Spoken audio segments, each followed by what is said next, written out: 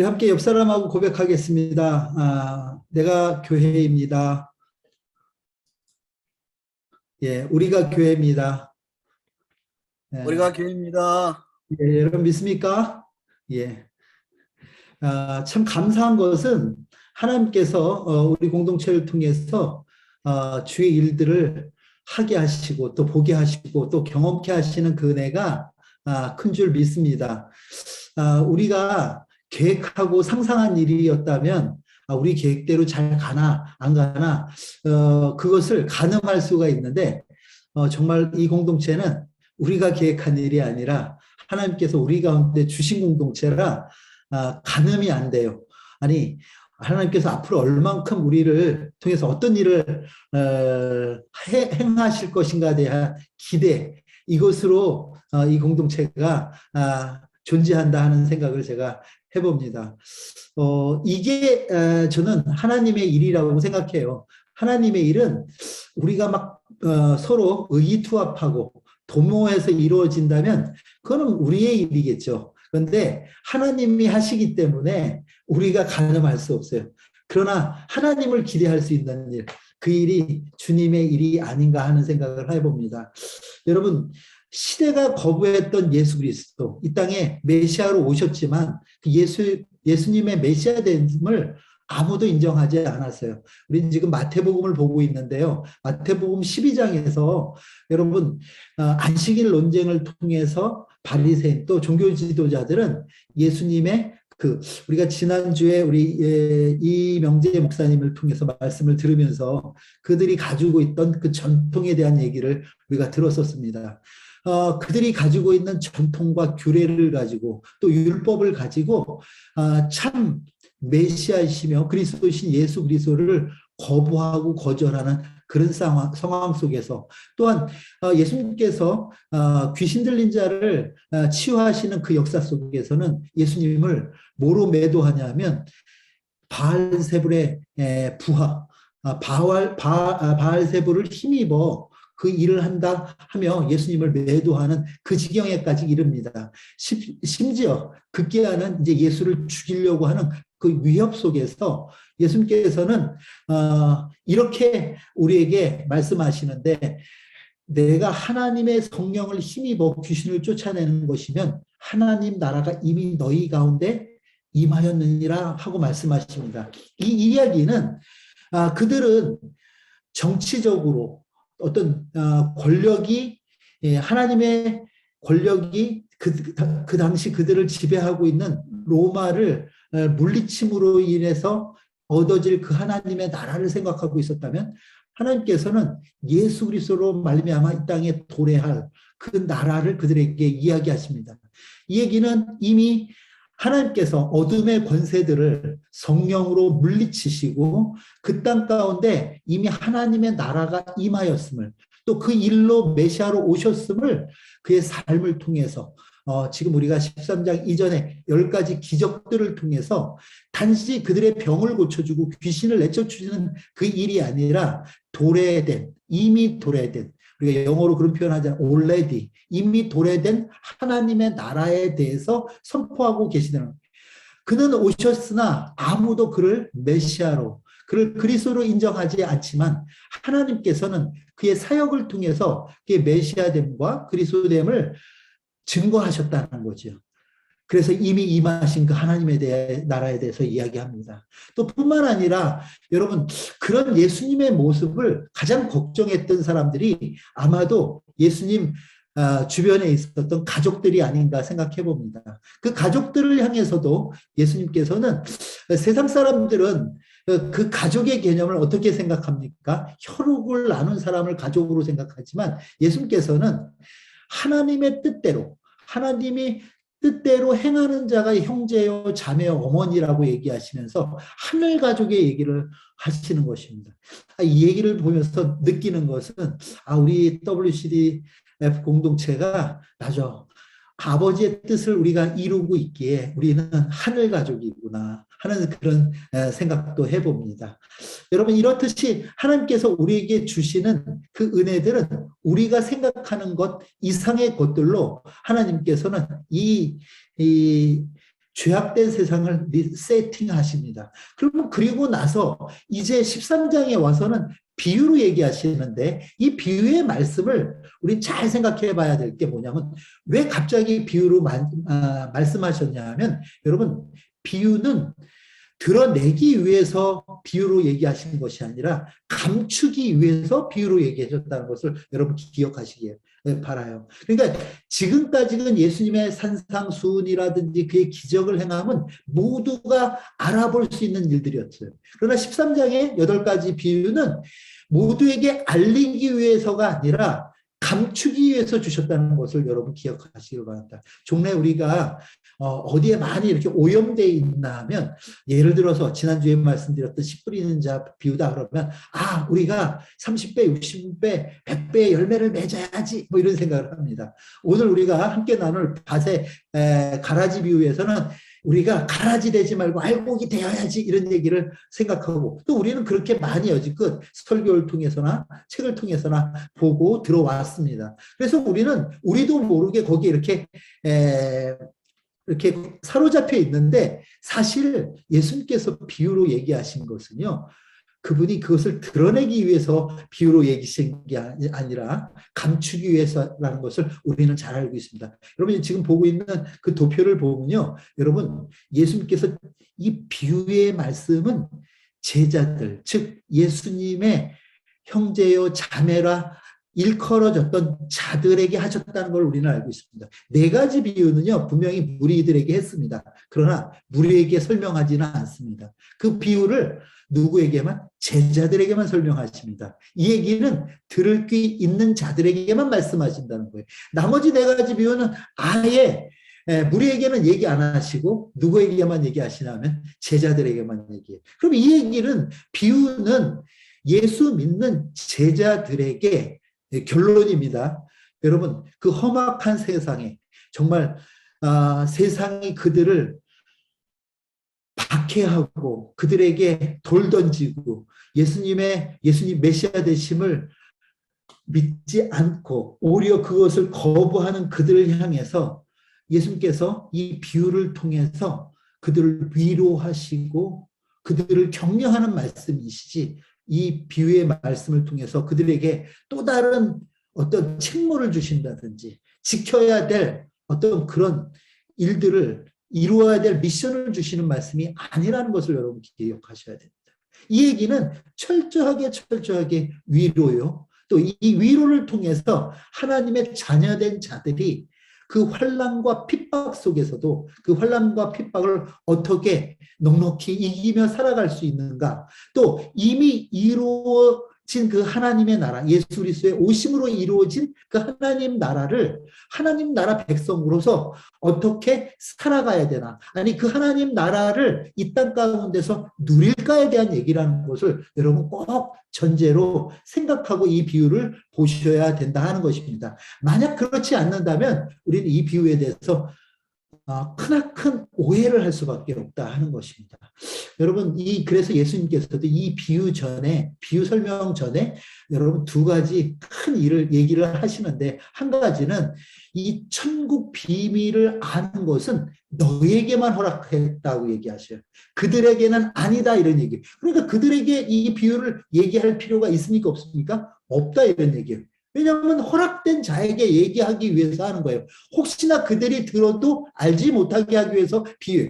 그들에게 그것을 이해시키기 위해서 비유를 말씀하시는 게 아니라 알아들을 수 있는 자만 알아듣도록 비유를 얘기하신다는 걸 여러분 기억하시기를 바랍니다. 그래서 여러분 여기도 우리가 마태복음 13장 11절에 보면 너희에게는 허락되었으나 그들에게는 아니 되었다 이렇게 얘기합니다. 여러분 우리가 이 비유를 들으며 메시아의 메시아됨 하나님 나라의 도래함을 느끼고 살아간다면 우리는 이미 제자인 줄을 여러분 믿으시기를 바랍니다. 여러분 그러면서 예수님께서는요 이사야 선지자의 예언을 끄집어 와서 그것을 인용하여서 이 얘기를 했습니다. 이 백성들이 마음이 완악하여져서 그 귀는 듣기에 둔하고 눈은 감았으니 이 눈으로 보고 귀로 듣는 마음으로 깨달아 돌이켜 내게 고침을 받을까 두려움이다. 이 얘기는 무슨 얘기냐면요. 여러분 우리가 잘 알듯이 이사야 6장의 말씀은요. 누가 우리를 위해서 갈고 할 때 우리가 잘 알잖아요. 내가 여기 여러분 저희도 우리 선교사 될 때 이 말씀을 얼마나 많이 읽고 주여 제가 여기 있사오니 저를 보내주시옵소서 하고 선교사로 뛰쳐나갈 때가 저도 엊그저께 같았는데 30년 전 얘기입니다. 그런데 곰곰이 생각해 보면요. 선교사로 나간다? 선지자로 보내심을 받을 때 우리는 상식적으로 가서 죽어가 있는 아니 죽은 영혼들을 구해오라 이런 얘기인데 여러분 하나님께서 이사야 선지자를 보낸 것은 그들을 구해오라는 게 아니에요. 너의 외침을 그들이 못 들음으로 인해서 그들이 고침을 받지 못함으로 인해서 그들이 망하는 걸 보겠다는 거예요. 참 이상하지 않아요? 이 선지자의 그런 역할들이었다는 거죠. 여러분 근데 예수님은 어쩌면 그 말씀을 가져다가 비유 설명의 앞부분에다 갖다 붙인 거예요.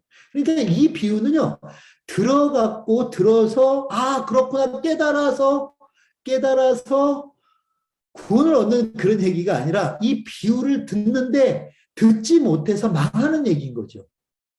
그런데 이 비유가 들리는 자들이 있다는 거죠. 이 비유가 들리는 자가 바로 구원 얻는 자들이라는 거예요. 여러분, 이 말씀은요, 예수님만 인용해 쓰신 것이 아니라 여러분 우리가 사복음서를 지나 사도행전으로 넘어가면 사도행전 28장에 바울이 마지막 여러분 셋집에서 하나님 나라를 전하는데 막는 자가 없더라 하는 그 구절이 있습니다. 바로 고전 28장 27절에 보면 또 같은 얘기가 나오는데 들어도 듣지 못하고 그들이 보아도 보지 못하는 이 비밀스러운 얘기에 대한 얘기가 사도행전에서 한번 다시 또 나온다 하는 것입니다. 여러분 우리가 이 땅을 살아가면서 우리가 생각해 보아야 될 것은 이 감추어진 것이 우리 가운데 들려졌다는 것이 복인 줄 여러분 믿으시길 바랍니다. 그것이 하나님께서 우리에게 주신 은혜인 줄을 여러분 믿으시길 바랍니다. 여러분 마태복음 13장 34절 35절의 말씀입니다. 읽어주시고요. 예수께서 이 모든 것을 무리에게 비유로 말씀하시고 비유가 아니면 아무것도 말씀하지 아니하셨으니 이는 선지자를 통하여 말씀하신 바 내가 입을 열어 비유로 말하고 창세부터 감추인 것들을 드러내리라 함을 이루려 하심이라.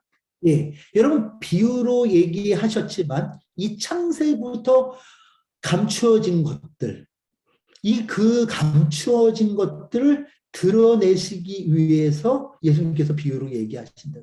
그 창세부터 감추어졌던 것이 과연 무엇일까요? 바로 하나님의 나라라는 거예요. 그 하나님의 나라를 종국에 이루실 그 하나님의 뜻이고 그것을 이루시기 위해서 이 땅의 메시아로 그리스도로 오신 예수 그리스도와 관계된 것들을 이제 예수님의 입을 통해서 비유로 말하시고 그것을 드러내겠다는 약속입니다. 그래서 여러분 이렇게 생각하시면 좋습니다. 비유는 감추인 것이 드러나는 거다. 근데 그 감추인 것이 드러나는데 그것을 보고 듣는 것이 허락된 자들에게만 보인다.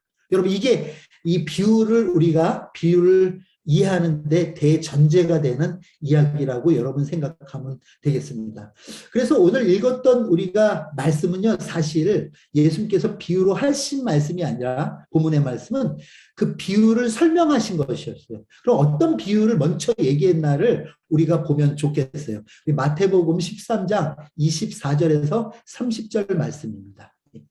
예수께서 그들 앞에 또 비유를 들어 이르시되 천국은 좋은 씨를 제밭에 뿌린 사람과 같으니 사람들이 잘 때 그 원수가 와서 곡식 가운데 가라지를 덧뿌리고 갔더니 싹이 나고 결실할 때 가라지도 보이거늘 집 주인의 종들이 와서 말하되 주여 밭에 좋은 씨를 뿌리지 아니하였나이까 그런데 가라지가 어디서 생겼나이까 주인이 이르되 원수가 이렇게 하였구나. 종들이 말하되 그러면 우리가 가서 이것을 뽑기를 원하시나이까? 주인이 이르되 가만두라. 가라지를 뽑다가 곡식까지 뽑을까 염려하노라. 둘 다 추수 때까지 함께 자라게 두라. 추수 때 내가 추수꾼들에게 말하기를 가라지는 먼저 거두어 굴사르게 단으로 묶고 곡식은 모아 내 곳간에 넣으라 하리라. 여러분, 우리는 종래에 이 가라지 비유를 우리가 설교로 들을 때 또 흔히 우리가 많은 분들의 그 말씀을 통해서 우리는 들어왔고 읽어왔고 했습니다.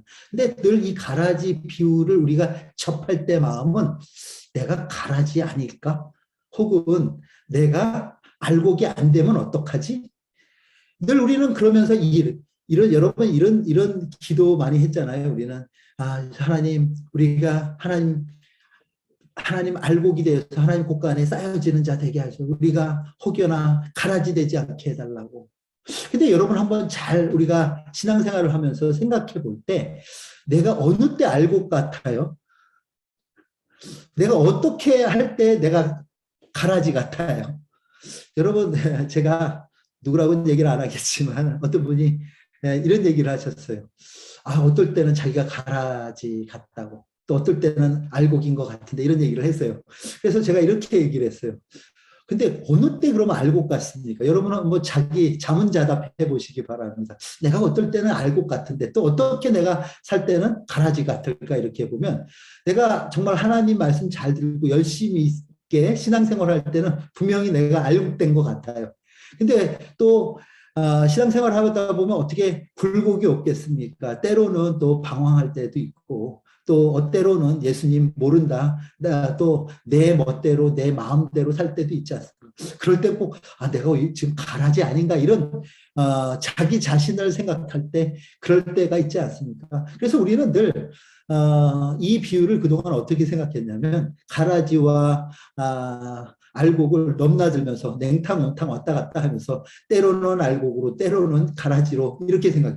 근데 왜 그럴까 생각해 보니까 내가 알곡이라고 생각하는 것도 그렇고 내가 가라지라고 생각하는 것도 그렇고 그 두 가지가 모두 내 행위에 근거되어서 때로는 알곡이라고 생각하고 내 열심에 근거돼서 때로는 가라지라고 생각하더라는 거예요. 만약 그 말이 맞다고 생각하면요, 여러분, 우리는 그 사람은 행위로 구원받겠다는 사람입니다. 진짜 가라지입니다. 만약 그렇다고 생각한다면. 근데 과연 이 비유가 우리에게 알곡되라고 주셨던 말씀이겠습니까?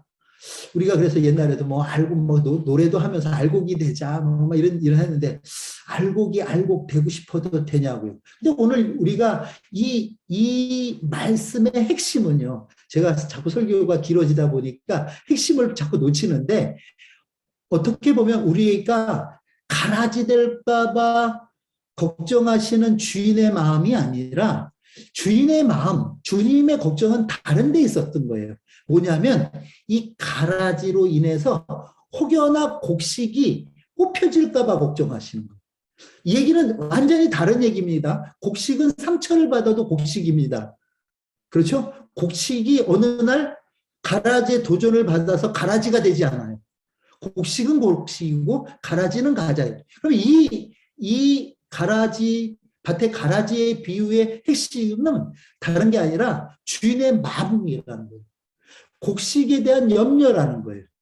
여러분 분명히 주인은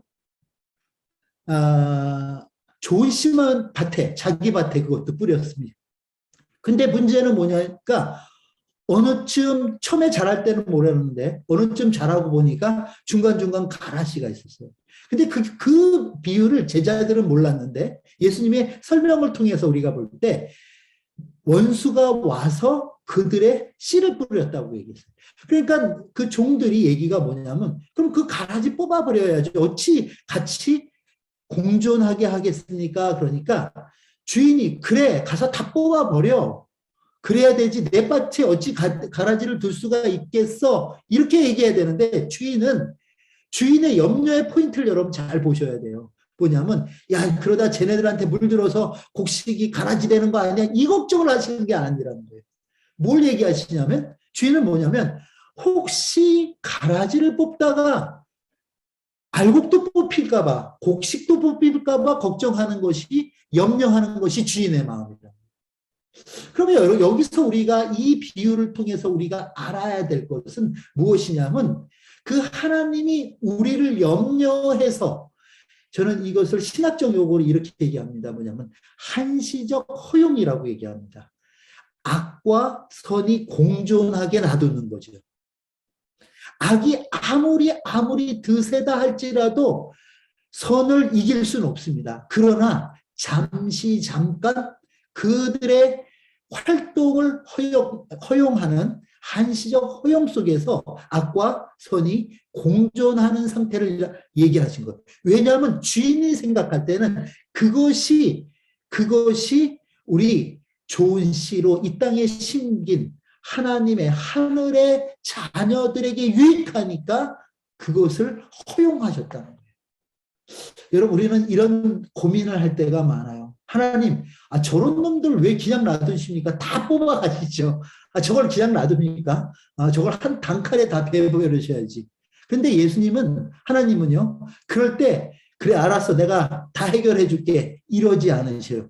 우리의 기도를 들었는지 안 들었는지, 마치 다윗이 하나님 앞에 어찌 나를 이렇게 많은 적들이 에워쌉니까? 둘러쌉니까? 이거 내가 언제까지 이 일을 당해야 됩니까? 할 때 정말 귀를 막고 계십니까? 이런 얘기 왜 안 들으십니까? 하고 있을 때 여러분, 오늘 그 일에 대한 대답은 바로 오늘 이 가라지 씨에서 너 때문에 그냥 놔두는 거야. 이렇게 얘기해요. 너가 염려야. 너를 염려하기 때문에 놔두는 거야. 이런 얘기로 우리에게 이야기하시는 거예요. 다윗의 다윗 때문요, 좋은 환경 속에서 나오지 않아요. 끝까지 자기 힘으로 자기 능력으로 살 수 없음을 고백하게 해서 그를 다윗이 다윗되게 만들어가는 거 아니겠습니까? 우리를 우리되게 만들어가는 것은 우리가 우리끼리 좋은 밭에 하나님의 밭에 우리끼리 있어서 그런 게 아니라 그 악의 악함 속에서도 우리가 변절하지 않고 하나님 끝까지 의지해서 그의 나라에 그의 곡식 창고에 드리기까지 우리는 하나님의 자녀입니다. 우리를 구원할 자는 아버지 하나님밖에 없습니다를 고백하고 가게 하시는 거죠. 이 얘기는 우리로 하여금 우리가 가진 그 신앙, 그 믿, 우리가 어떨 때는 악에 엄습하여 우리를 다 사로잡을 것 같은, 아니 우리를 다 이젠 끝이다 하고 생각했을 그 상황 속에서도 하나님 우리를 넉넉히 건져내시는 그 하나님의 은혜를 우리로 하여금 누리고, 그렇습니다. 나를 살리시는 일은, 나를 건져내시는 일을, 나를 구원하시는 일은 하나님 아버지밖에 없습니다를 고백하게 하는 그 하나님의 숨은 지혜와 은혜가 악과 선이 공존하는 이 땅 가운데 있다는 것을 이 말씀, 또 이 가라지 비유를 통해서 우리는 알 수 있다는 거예요. 여러분, 제가 한국에 와서 또 이런 저런 소식들을 들읍니다. 참 안 됐어요.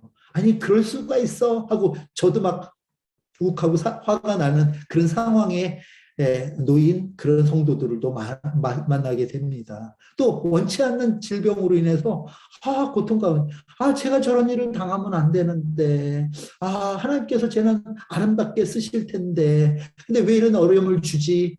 여러분, 이건 짧은 생각이었더라는 거죠. 하나님은 우리 가운데 주시는 모든 상황과 환경과 처지를 통해서 우리를 다져가시고 만들어 가셔서 하나님 의지하는 자로서 하나님 붙들고 살아가는 자로서 만들어 놓으시라는, 그게 좋은 씨라는 거예요. 여기서 좋은 씨는요, 주의를 많이 하는 사람을 좋은 씨라고 얘기하지 않는다. 제가 그것을 조목조목 오늘 이 시간을 통해서 말씀드리겠습니다. 여러분, 마태복음 13장 36절에서 43절에 설명이 있습니다. 예수님께서 설명하십니다. 이에 예수께서 무리를 떠나사 집에 들어가시니 제자들이 나와 이르되 밭의 가라지의 비유를 우리에게 설명하여 주소서. 대답하여 이르시되 좋은 씨를 뿌리는 이는 인자요 같은 세상이요 좋은 씨는 천국의 아들들이요 가라지는 악한 자의 아들들이요. 가라지를 뿌린 원수는 마귀요 추수 때는 세상 끝이요 추수꾼은 천사들이니 그런즉 가라지를 거두어 불에 사르는 것 같이 세상 끝에도 그러하리라. 네, 여러분 이 말씀이 되게 막 예수님께서는 비유로 했던 것을 제자들에서 집에서 살포시 다 하나하나 이렇게 해석해 줘요. 제가 그래서 이렇게 정리해 봤어요. 그래서 좋은 씨를 뿌리는 자는 누구라고요? 인자. 밭은 세상. 좋은 씨는 천국의 아들들. 가라지는 악한 자의 아들들. 여러분, 우리가 첫 번째 비유, 네 밭의 비유에서는 이 씨가 예수 그리스도를 의미했다면, 말씀이신 예수 그리스도를 의미했다면, 여기에서 좋은 씨는요, 예수가 아니에요. 말씀이 아니에요. 천국의 아들들이에요. 다시 바꿔 얘기한다면 우리들이에요. 그러니까 여러분 이것을 헷갈려 하시면 안 돼요. 밭도 마찬가지예요. 밭도 하나님의 나라, 그의 나라, 세상을 얘기하는 겁니다. 그렇다면 가라지는 누구였냐면 악한 자의 아들이에요. 가라지를 뿌린 원수는 누구냐면 마귀라고 얘기해버려요. 자, 여기 잘 보셔야 될 게 이거예요. 뭐냐면, 그렇다면 우리 어떤 행위가 우리를 가라지 만들지 않는다는 거예요. 종자가 다르다는 거예요. 씨가 다르다는 거예요.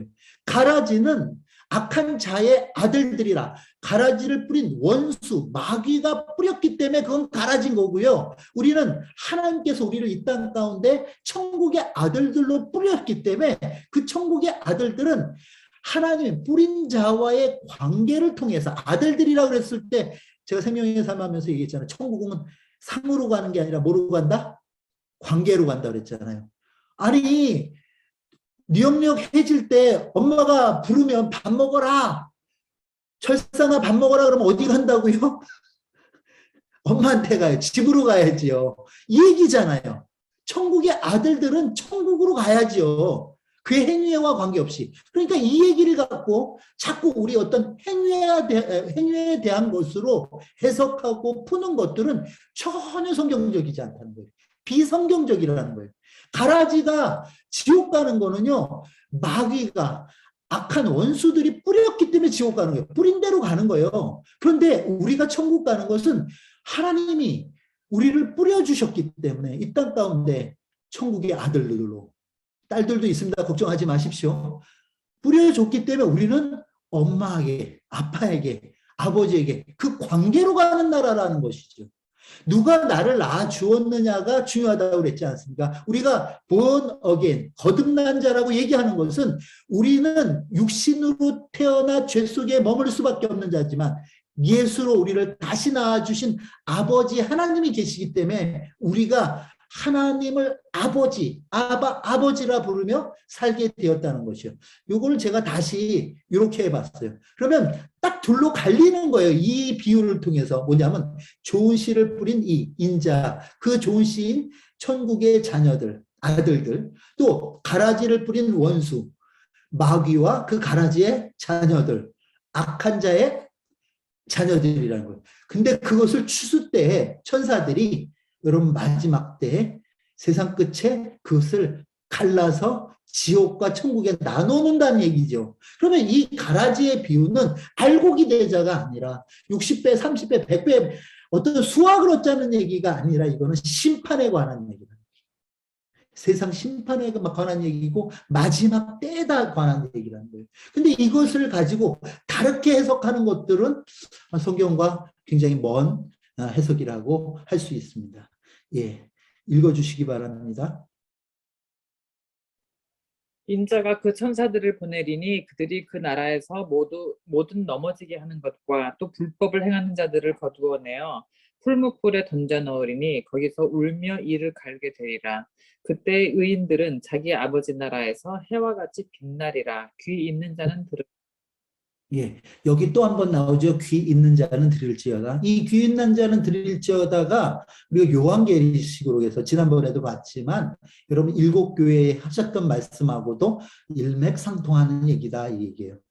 말세 때, 마지막 때에 하나님께서 심판의 주로 다시 재림하셔서 이 땅 가운데에서 벌어질 하나님의 심판을 얘기하는 그 이야기가 바로 이 가라지 비유라는 거예요. 그러면 이제 여러분, 그럼 내가 가라지인가? 내가 인자인가? 무엇을 보고 하냐 하면 이제 지금부터 이제 똑똑히 들으시면 됩니다. 그럼 여기서 한번 잘 보세요. 누가 가라지인가? 가라지의 정체가 뭔가 이렇게 보니까요. 두 가지를 얘기하네요. 뭐라고 얘기하냐면 첫째는 모든 넘어지게 하는 것이 가라지래. 그렇죠? 두 번째는 불법을 행하게 하는 자들이 가라지래. 요 얘기하니까 딱 생각나는 거 하나가 있어요. 너는 나를 넘어지게 하는 자다. 이렇게 표현한 이 표현 어디서 들어보셨어요? 빨리 키고 답하시는 분 제가 선물 드리겠습니다. 어디서 들어보셨어요? 너는 나를 넘어지게 하는 자다. 모두 넘어지게 하는 것이 가라지의 정체라고 했는데 뭐죠? 예, 이게 마귀의 일이죠. 누가 그 얘기를 했죠? 예, 예, 베드로에게 말씀하신 거. 예, 예. 예수님께서 예, 예. 베드로에게 그렇죠. 예. 예수님께서 자기 자신의 무엇을 얘기하셨냐면 이제 앞으로 있을 고난에 대해서 얘기하십니다. 그런데 베드로가 그것을 가라막아요. 그때 예수님께서 이렇게 얘기해요. 마태복음 16장 23절. 자, 읽어주시죠. 예수께서 돌이키시며 베드로에게 이르시되 사탄아 내 뒤로 물러가라. 너는 나를 넘어지게 하는 자로다. 내가 하나님의 일을 생각하지 아니하고 도리어 사람의 일을 생각하는도다 하시고. 예, 여러분 그러니까 잘 생각하셔야 될 게 뭐냐, 이 넘어지게 하는 자가 뭐냐면 하나님이 행하시고자 하시는 하나님의 일을 가로막는 사람들이 가라진 거죠. 예. 그러니까 하나님의 일을 생각지 아니하고 사람의 일을 생각하고 그 길을 가라막는 것, 이게 가라지의 일이라고 이야기하는 거죠. 또 하나, 그 다음에는 불법을 행하는 자들아, 이 얘기를, 여러분 혹시 이 얘기 어디서 들어보셨어요? 불법을 행하는 자들아, 여러분 기억나는 거 있습니까? 자, 여러분 우리 생명의 삶 하는 분들 오늘 소감문 발표하면서 이 말씀 생각 안 나요? 한번 읽어주시기 바랍니다. 죄를 짓는 자마다 불법을 행하나니 죄는 불법이라. 예, 여기서 불법이 신선희 선생님 오늘 발표하셨으니까 불법이 우리 생명의 삶 할 때 첫 번째 죄였어요. 그렇죠? 뭘 의미한다고 그랬죠? 이 불법이 의미하는 게? 제가 대답해. 예. 무법? 법이 없는 예, 것. 고마워요. 여기서 딴소리 하면 다시 들으라고 그랬는데 여러 번 들은 분으로 대답하라고 그랬는데 너무 고마워요. 기억하고 있어서. 무법이 아노미아라는 라틴어를 통해서 제가 설명했잖아요. 노미아라는 것은 법인데 거기에 아가 붙으면 무법, 법이 없다. 즉 자기 자신이 기준이 되어서 세상을 살아가는 것, 이게 무법이다 이렇게 얘기했어요. 그게 여기서 얘기하는 불법이다 하는 겁니다. 즉 자기 스스로 의로워지고자 하는 자, 자기가 자기를 구원하려고 하는 자, 아니 구원의 그 일이 이런 거예요.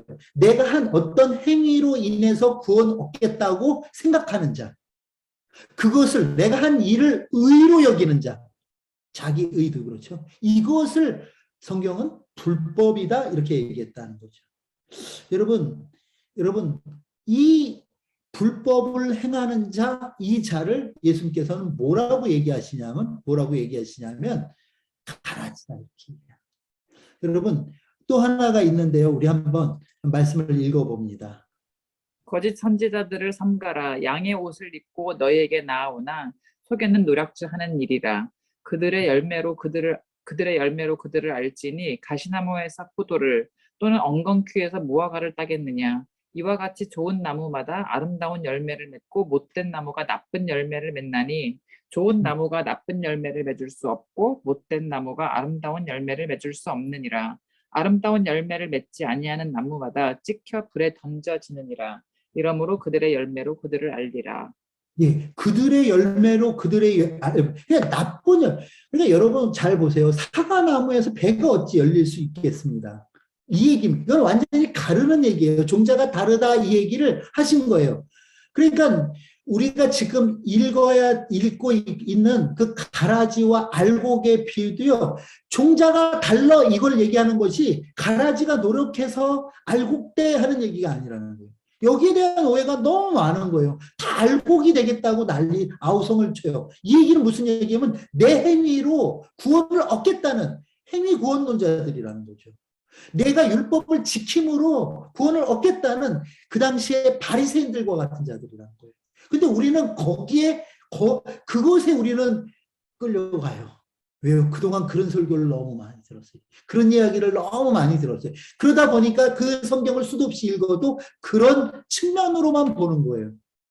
여러분, 그것과 우리가 지금 구원 얻은, 은혜로 얻은 구원이 어찌 같다고 할 수 있겠습니까? 여러분, 사실은요, 이 논란은요, 이 가라지와 알곡의 논란은 비단 오늘의 문제가 아니라 지난 2000년 교회사에서 이 이야기로 너무 많이 오용됐던 얘기 중에 하나가 이 가라지. 여러분, 교회가 분쟁이 생겨서 갈라지잖아요. 그럼 서로 갈라지라고 그래요. 제가 보면 웃기지도 않아요. 서로 갈라지라고 그래요. 그리고 누군가 나오고 비윗장이 좀 이렇게 틀어지면요. 저건 완전 가라지라고, 저거 완전 마귀새끼라고, 저건 완전히 이단이라고 이렇게 하거든요. 서로 그 이단 논쟁들 할 때마다. 그런데 보면요, 진짜 예수 그리스도를 부인하는 이단들도 있지만요, 정치적인 문제 때문에 이단이 된 경우도 있어요. 경제적인 문제 때문에 이단이 된 것도 있어요. 이것이 뭐냐면 아직도 그것을 정죄하고 가르고 하는 그 사람들 그 가운데 하나님의 은혜에 대한 체험들이 없다 보니까 율법으로 가르는 거예요. 마치 선악과 나무 아래 서 있는 자들 모양 선과 악을 스스로 나눠서 이건 옳고 그름을 나눔으로 분리시키는 거예요. 이 분리자들이 있어요. 이게 데블, 마귀인 거예요. 여러분, 성령은 따라합니다. 성령은 하나 되게 하는 영입니다.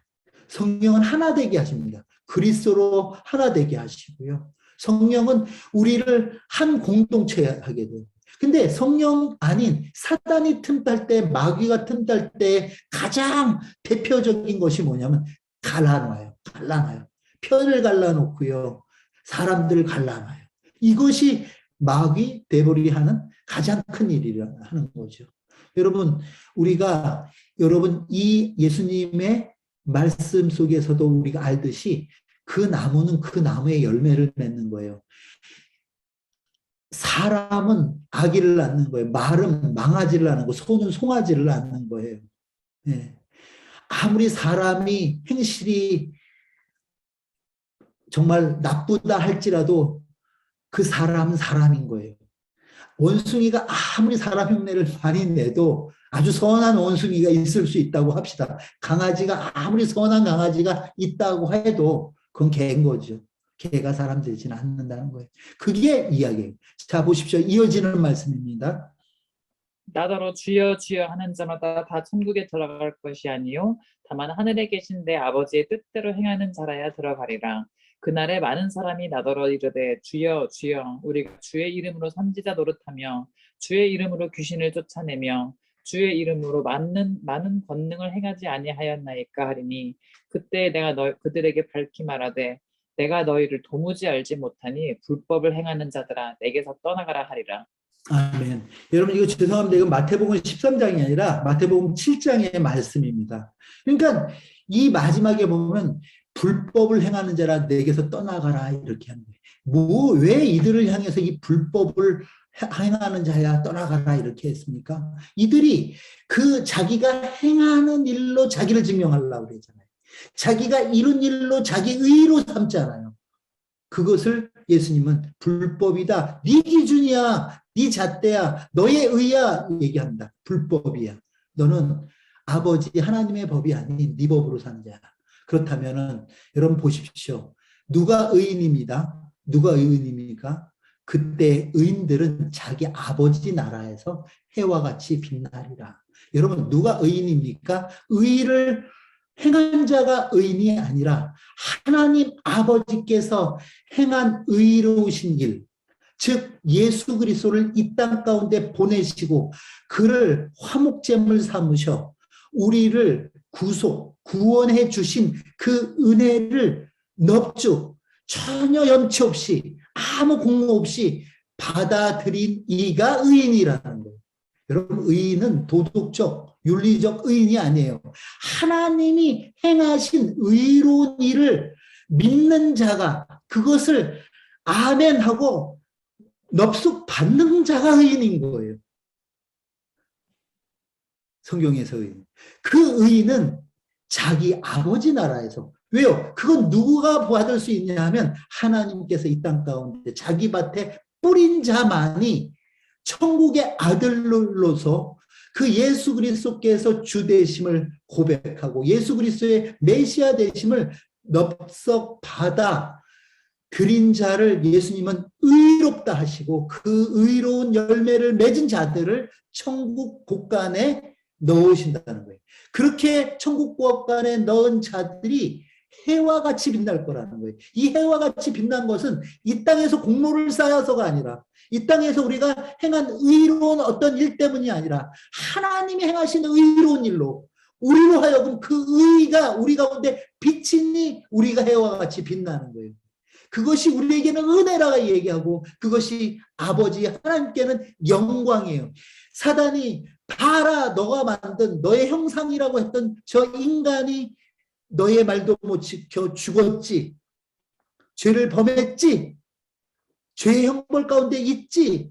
네 어떡할래 할 때 하나님께서는 우리 가운데서 그 가능성을 찾으신 게 아니라 하나님께서는 자기 자신이 우리를 대신하여 죽으심으로 인해서 그 영광을 받으셨다는 거예요. 부활이라고 하는 사단도 몰랐던 하나님의 지혜로 다시 살아나심으로 부활의 첫 열매 되심으로 우리로 하여금 그 부활의 자녀로 다시 이 땅 가운데 아니 하나님 나라 가운데 살아가게 하시는 하나님의 지혜 하나님의 놀라우신 은혜가 저와 여러분 가운데 있다는 것을 여러분 기억하시길 바랍니다. 말씀을 했습니다.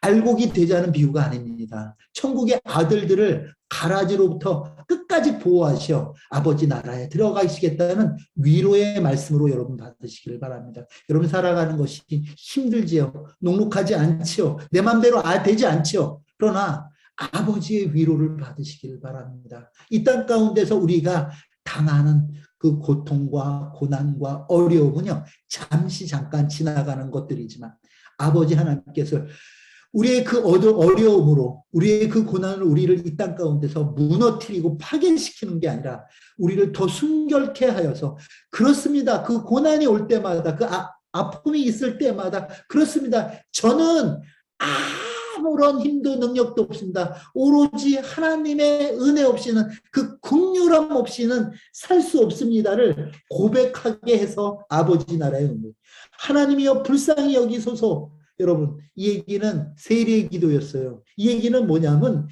여러분 저와 화목하소서 이런 뜻이에요. 무슨 얘기냐면 우리는 의로울 수 없는 하나님과 화목할 수 없는 자입니다. 그런데 저와 화목하소서 이 얘기는 하나님께서 우리 가운데 주신 메시아를 통해서 화목제물 되셨던 예수 그리스도를 통해서 아버지와 화목하기를 원합니다. 이 얘기가 바로 하나님이여 우리를 불쌍히 여기소서. 그가 긍휼을 베풀지 않으면 우리는 가능성이 없습니다. 가망이 없습니다. 그의 긍휼만이 우리를 살리십니다 하는 그 얘기. 여러분 우리가 기억하면서 우리에게 주신 비유가 교훈이나 책무가 아니라 하나님께서 이루어 가실 구원의 섭리에 대한 말씀이라는 것을 여러분 기억하시고 여러분 우리를 위로하시고 여러분 우리의 상황과 환경 세상 사람들은 나를 떠난다 할지라도 끝까지 버리시지도 떠나시지도 않겠다고 약속하고 지금도 우리 가운데 계신 성령님 세상 사람들은 나를 무시하고 원망하고 질투하고 시기하고 나를 죽이려 하고 하지만 끝까지 나를 사랑하시는 그 아버지 하나님께서 우리 가운데 계심을 여러분 믿으시며 그 마음을 여러분 삶 속에서 늘 위로로 여기고 살아가는 저와 여러분 되기를 주의 이름으로 축원합니다. 주신 말씀 생각하면서 우리 함께 기도하도록 하겠습니다.